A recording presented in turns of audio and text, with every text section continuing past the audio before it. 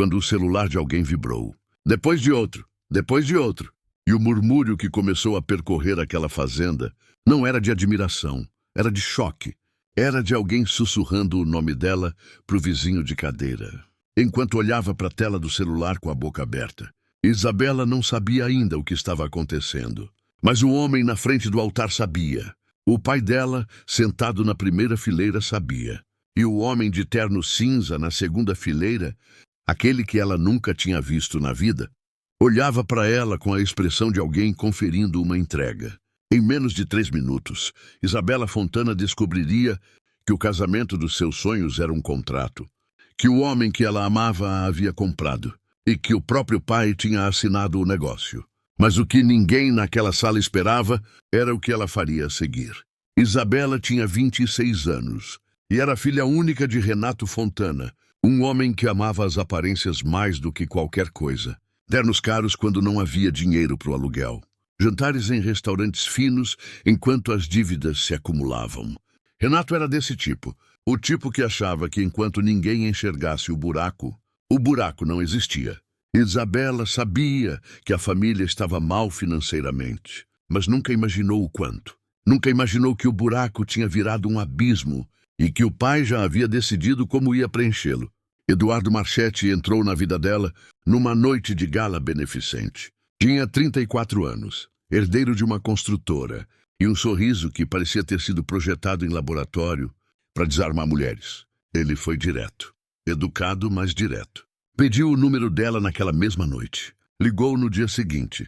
Na semana seguinte, flores. No mês seguinte, um jantar à luz de velas, numa cobertura com vista para a cidade inteira. Isabela se apaixonou da forma mais clássica e mais perigosa. Rápido demais, fundo demais, sem fazer as perguntas certas. Em 8 meses de relacionamento, Eduardo nunca gritou, nunca foi grosseiro, nunca deu um sinal claro de alarme. Era perfeito, perfeitamente calculado. O pedido de casamento veio num cruzeiro pelo Mediterrâneo. Caixa de veludo azul, anel com diamante, joelhos dobrados no convés iluminado por lanternas. Isabela disse sim sem hesitar.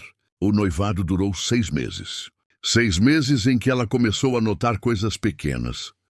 Eduardo nunca a levava para conhecer os amigos mais antigos. Ninguém íntimo, ninguém que o conhecesse de verdade, de antes. Uma vez, ela chegou de surpresa no escritório dele e a secretária ficou visivelmente nervosa antes de avisá-lo. Eduardo saiu sorrindo, mas havia algo nos olhos daquela mulher que Isabela arquivou no fundo da mente e preferiu não examinar. Havia também os telefonemas que ele atendia saindo da sala, sempre com a desculpa de que era assunto de trabalho. E havia o contrato pré-nupcial, apresentado 3 semanas antes do casamento, numa tarde comum, como se fosse um detalhe administrativo. Cláusulas que ela não entendeu bem. Linguagem jurídica densa. Eduardo disse que era proteção para os dois, padrão em famílias como a deles. Ela assinou. Quando contou ao pai sobre o contrato, Renato não demonstrou nenhuma surpresa. Apenas acenou com a cabeça em silêncio. E Isabela percebeu que ele não estava surpreso porque já sabia, mas ela estava apaixonada. E pessoas apaixonadas são especialistas em não enxergar o que não querem ver. A cerimônia estava marcada para as 5 da tarde. 230 convidados. Flores brancas e douradas em cada canto. Uma orquestra de câmara. O tipo de casamento que aparece em revista. Isabela passou a manhã se preparando, com a mãe e as 2 amigas mais próximas. Às 4h30 estava pronta. Vestido de tule e renda, véu longo, buquê de peônias brancas. Sua amiga Carla havia expressado reservas sobre Eduardo desde o início. E Isabela havia ignorado cada vez. Carla ficou olhando para ela por um momento longo demais, antes de dizer que estava linda. O que Carla não disse naquele momento ia mudar tudo em menos de 1 hora, porque Carla sabia de algo e havia decidido naquela manhã que não tinha coragem de falar. Ela não estava errada sobre Eduardo. A música começou, as portas se abriram. Isabela entrou no braço do pai. Por alguns segundos, tudo pareceu exatamente como ela sonhara. As flores, as velas, a orquestra tocando suave. Eduardo na frente do altar, de terno escuro, olhando para ela. Mas enquanto ela caminhava pelo corredor, ela notou o homem. Segunda fileira, lado do noivo. 50 e poucos anos, terno cinza, olhando para ela com uma expressão que não era de alegria nem de emoção. Era a expressão de alguém avaliando uma mercadoria que está sendo entregue. Ela desviou o olhar, continuou andando. O padre começou a cerimônia. Foi quando o primeiro celular vibrou, depois o segundo, depois o terceiro. O murmúrio começou a percorrer os convidados como uma onda. Cabeças se inclinando para as telas, expressões de choque. Alguém soltou um meu Deus audível na terceira fileira. Eduardo continuou olhando para frente, impassível. O padre pausou, confuso. Isabela olhou para Carla na primeira fileira. Carla estava com o rosto branco, o celular na mão, os olhos cheios de lágrimas. Era o rosto de alguém que passou a manhã inteira com uma informação nas mãos e não teve coragem de falar. Carla se levantou, subiu ao altar. Ignorou o padre, ignorou os murmúrios. Foi direto até Isabela e colocou o celular na mão dela. Era uma reportagem, publicada 20 minutos antes, por um jornalista investigativo. Isabela leu a primeira linha, leu a segunda, releu as duas. Documentos revelavam que Renato Fontana, com dívidas de mais de 7 milhões de reais, havia recebido uma transferência milionária da holding Marchetti em troca de um contrato matrimonial, vinculando sua filha ao herdeiro Eduardo Marchetti. O chão não sumiu de repente. Foi mais lento do que isso. Foi como sentir o chão se dissolver aos poucos, enquanto você tenta acreditar que ainda está firme. Isabela olhou para o pai. Renato Fontana estava sentado na primeira fileira, com a expressão de alguém que sabia que esse momento ia chegar e havia rezado para que chegasse mais tarde. Ele não disse nada, não precisou. Ela olhou para Eduardo. Eduardo, pela primeira vez em todo aquele tempo, não estava sorrindo. Estava com uma expressão neutra, quase entediada, como alguém esperando uma reunião chata terminar. Isabela perguntou se era verdade.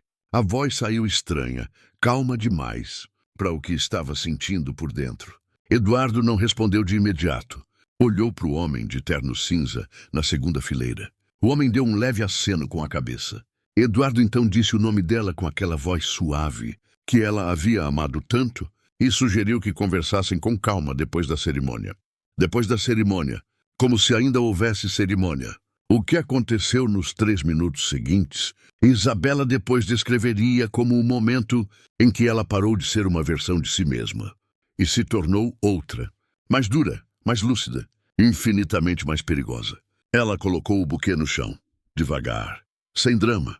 Tirou o anel, colocou na mão de Eduardo, olhou para os 230 convidados que a observavam em silêncio absoluto, celulares apontados para ela, e disse: "Meu pai me vendeu.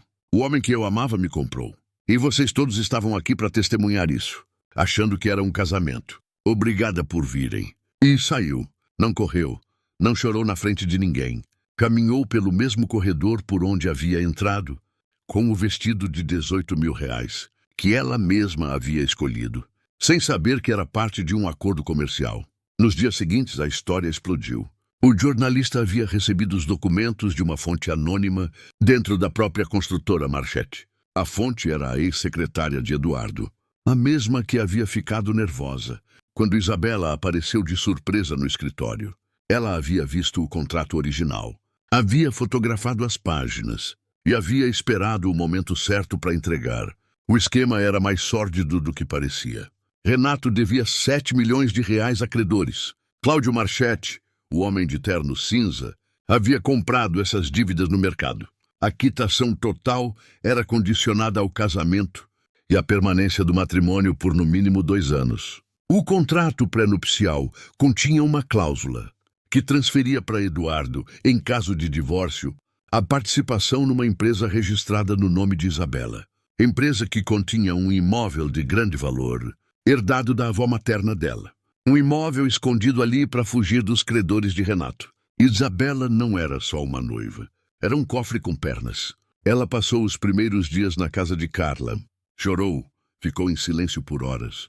Não atendeu o telefone do pai por 2 semanas. Mas no 4º dia acordou às 6 da manhã, tomou café e pediu o contato do advogado mais agressivo que Carla conhecia. O que se seguiu foi uma batalha jurídica de 11 meses. Isabela contestou o contrato pré-nupcial, alegando coerção e dolo. Com os documentos da ex-secretária, o caso foi construído com precisão cirúrgica. O imóvel da avó foi devolvido integralmente a Isabela. Renato Fontana foi indiciado por estelionato. Passou 2 anos em regime semiaberto. Eduardo e o pai foram processados civilmente. A construtora sofreu investigação por lavagem de dinheiro. O patrimônio foi parcialmente bloqueado. A ex-secretária foi contratada por Isabela como assistente pessoal, quando ela abriu uma consultoria imobiliária, usando o imóvel da avó como capital inicial. Isabela Fontana não voltou para o altar.